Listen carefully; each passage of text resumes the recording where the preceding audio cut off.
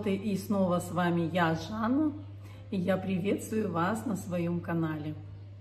Я продолжаю свой рассказ о своей жизни в Италии.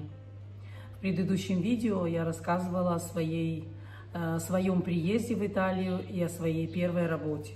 Я остановилась на том, что я начала искать другую работу, так как уже не могла находиться у этой сеньорины. Я пробыла с ней 4 месяца. За 4 месяца я научилась разговаривать, научилась спрашивать, отвечать, то есть то необходимое, которое мне нужно было для того, чтобы я могла передвигаться и дальше общаться с итальянцами, то есть на новой работе, если я буду, мне задают. Они любили задавать вопросы: откуда вы приехали, где жили, где работала, в общем, любые интересующие вопросы, чтобы я могла на них отвечать на итальянском языке. Я прошу прощения за свой голос, так как я болела и еще не совсем поправилась. Искала я работу, ходила на площадь, где собирались наши женщины по выходным дням. Это бывало четверг после обеда и воскресенье целый день. Вот я каждый четверг и каждое воскресенье ездила на эту площадь и выспрашивала работу. Я очень хотела работать с детьми, потому что у меня была надежда, что эти дети в доме включают свет, так как моя сеньорина экономила на свете, на электричестве и не включала практически в доме свет никогда.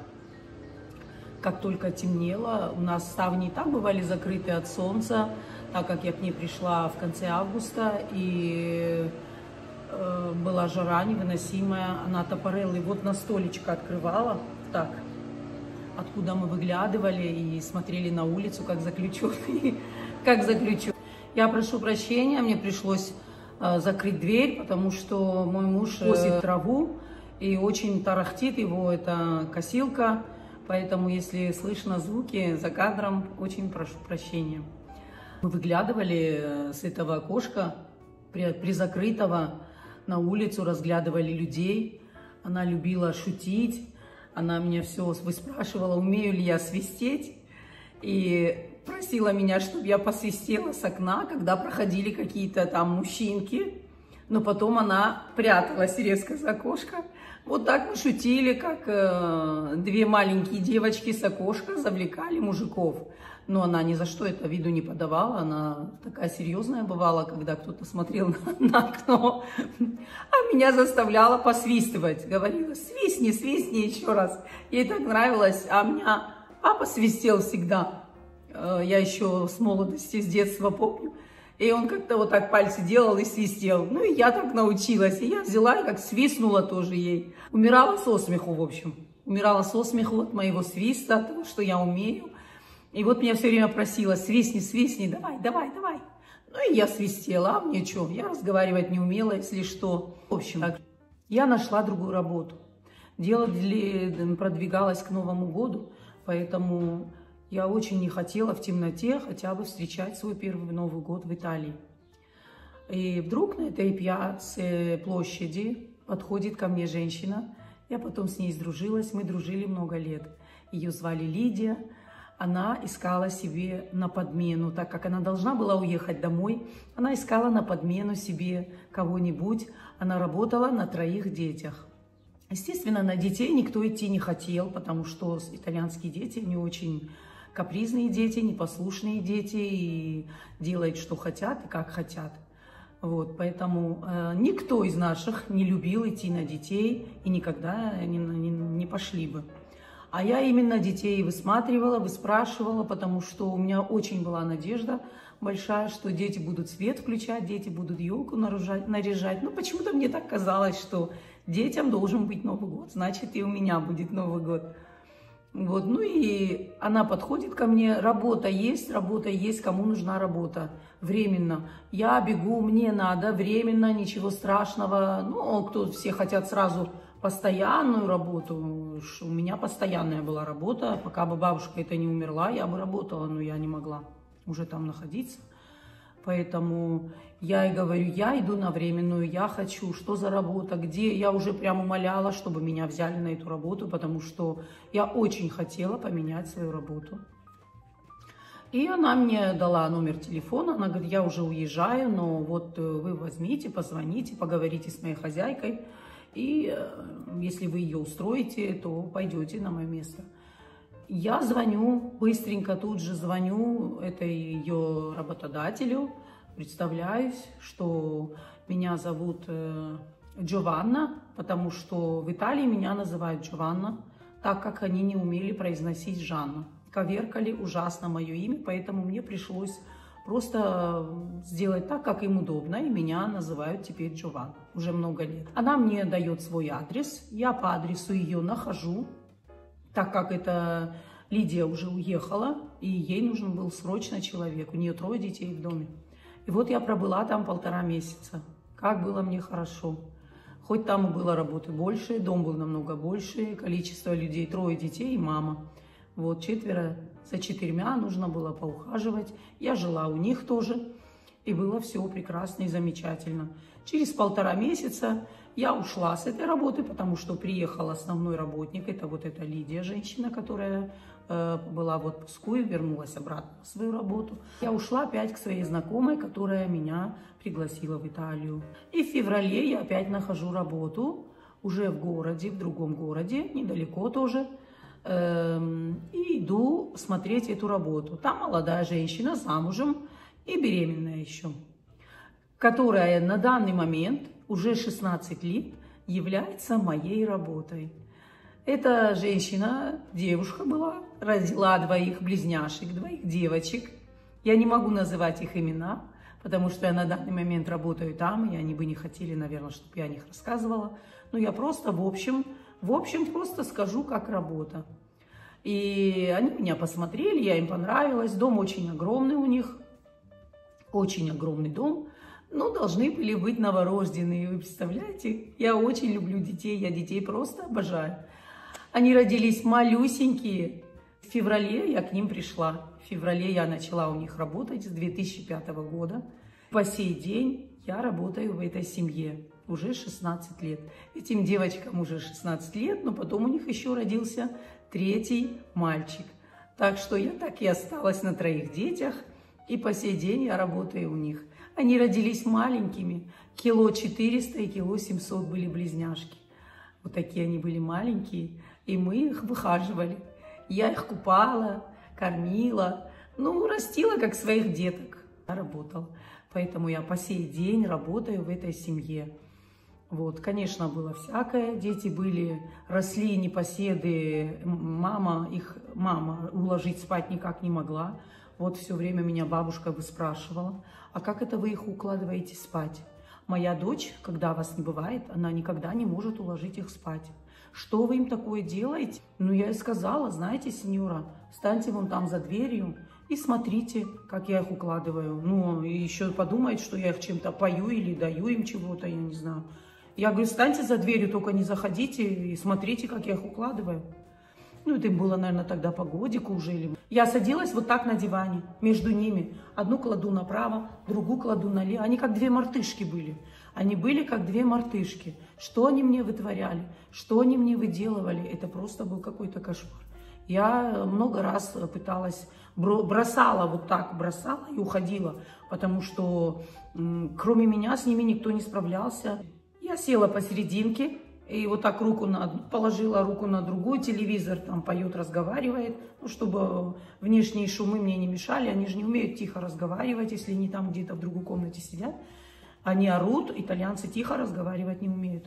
И вот я одну прихлопываю, другую прихлопываю, тихо спите, спите, спите. И они быстренько вырубались, еще подсматривают друг за другом, а ну-ка, это закрыла глаза, а это что делает? Вот так друг за другом прям следили, улыбались. Я же говорю, как 2 озорные мартышки, вот так глазки выпучат, смотрят, а ну-ка, а ну-ка. И вот так. И они раз, и через 5 минут я выхожу, я говорю, они спят. Спят? Что вы им делаете? Моя дочь не может их уложить. Она вот всю ночь сидит с ними, они не спят. И по сей день эти дети выросли, им уже по 16 лет девочкам, мальчику 14, вот будет лето. Все хорошо у нас, отношения у нас нормальные, прекрасные. Я работаю по сей день в этом доме. Вот. Больше я нигде не работаю, потому что сейчас у меня уже и возраст, и сил уже не те. Я к ним пришла в 40 лет. Дорогие друзья мои, девочки, вот так я работаю по сей день в той же семье. Все хорошо, конечно, у меня. И слава Богу. И дочка моя со мной, которая здесь учится тоже на Иньязе, в университете. Она сдает свои экзамены и с Божьей помощью закончит свой университет. Ну вот, я рассказала вам еще одну историю о своей работе. Так что буду вам еще рассказывать о своей жизни. У меня же канал о жизни моей в Италии. Поэтому буду вам еще говорить. Спасибо всем за внимание. И пока-пока. И еще, пользуясь случаем, я хотела бы ответить на парочку вопросов буквально. Меня спрашивали, где я познакомилась со своим мужем. И ровесники мы или не ровесники. Ну, где я могла с ним познакомиться? Конечно, на улице. Познакомилась на улице. Мы шли с моими подругами.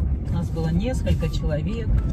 И вот он проезжал и остановился возле нас. И начал разговаривать со всеми вместе. Куда вы идете? Можно вас подвезти? А мы друг за друга держимся и говорим, а мы все вместе должны сесть в машину. Если тебя устраивает, то мы сядем. Ну и вот так мы сели в машину. Потом он сказал, вы мороженое хотите? Ну, мы сказали, конечно, хотим. А нас вот трое. И он говорит, ну какие проблемы? А ты всем троим купишь? А ты всем троим купишь? Ну, он говорит, конечно, всем троим куплю. Потому что один раз до этого был у нас такой случай. Мы шли гулять, я извиняюсь, что я перепрыгнула, просто вспомнила резко. Мы шли также на свой выходной, встретилась со своими подружками и шли гулять. И тут останавливается какая-то машина. Вообще итальянцы это любят делать. Вот так остановиться, сказать, ой, Белла, как дела? Белла это красивая. Как дела? Давай подвезу. И, значит, мы идем с ней, с этой подругой моей. Ты мне не нравишься, а ты мне нравишься. Садись только ты, а ты нет. И я так смотрю, я говорю, ничего себе, а я что должна делать сейчас? Куда я должна исчезнуть? А она мне говорит, ну, мы боялись, это очень опасно тоже вот так рисковать, садиться. И, ну, вдвоем, втроем еще ладно. Пусть подвезут, нам это удобно, хорошо, спасибо. И мы, естественно, никто не сел, потому что вот так в лоб тебе раз и говорит, ты садись, ты мне нравишься, а ты не нравишься, а ты иди, а мне вот она, как на базаре, знаешь, выбрал себе чемодан и садись, давай поехали. Ну и вот так, поэтому мы стали ему говорить, а нас вот столько, а ты согласен всех везти, всех сажать, всем мороженое купить? Да, он говорил, да, конечно. Ну, он немного заикается, у меня муж. А на тот момент, конечно же, я слушала его и девочкам говорю, блин, заикается и все туда же лезет. Откуда я могла знать, что он окажется моим мужем через несколько лет? Вот. Но они начали смеяться, потому что было хорошо, мы могли что-то сказать по-нашему, по-русски, нас не понимают. И как-то могли моментами словечками перекидываться. Ну и вот так вот. Потом он опять спросил, а когда вы выходите, а где вы собираетесь? А можно я буду вас подвозить? Ой, конечно, можно. Мы экономили целый евро на тот момент. И вот девочки тоже так обрадовались. Возил на нашу эту площадь, где мы любили сидеть и встречались с нашими. Нам это было так необходимо, чтобы пообщаться, рассказать каждый про свою работу, кто что делает, кто как учит язык, кому что сказала бабка, детка, у кого кто. И кто о своей работе, какие возмущения. В общем, первое время для нас это было просто дикость. Дикость, менталитет местный, обращение местное. Вообще это все нам надо было изучать и привыкать. Ну и вот так, потихоньку. Много времени вот так продлевалось. И потом мы начали более чаще встречаться, видеться. И все, и вот так как-то все и пошло. Ну и второй вопрос, кто из нас старше, кто и на какой возраст. Мой муж моложе меня на 8 лет. На 8 лет меня моложе. Не был никогда женат. женился на мне первый раз. Надеюсь, я ответила на все интересующие вопросы. У меня их было мало пока. Поэтому до новых встреч!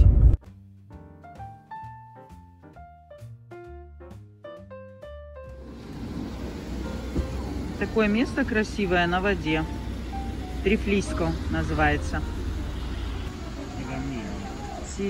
Такие красивые здесь кактусы тоже. Вот.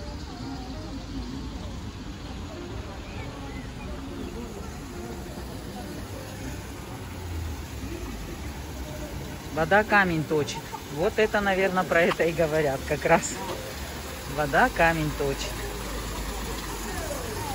Посмотрите, как красиво. Люди пьют отсюда воду.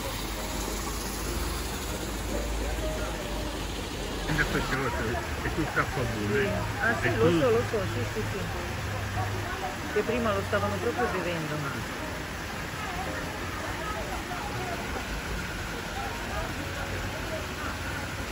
Как здесь хорошо.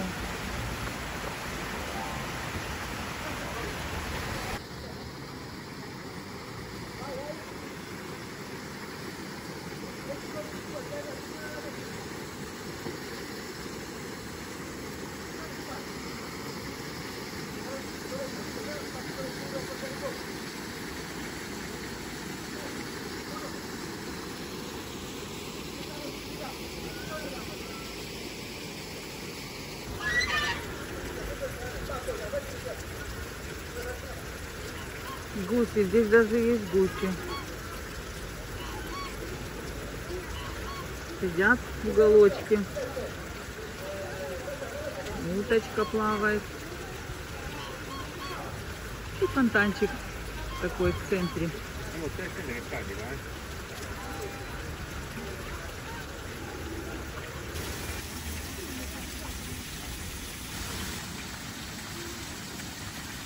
Такой ресторан.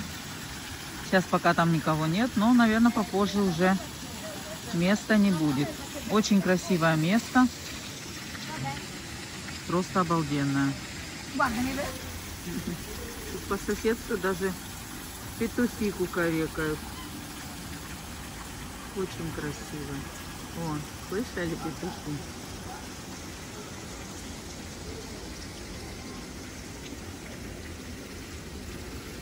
Деревья так интересно разрослись, вот эти. Тоже.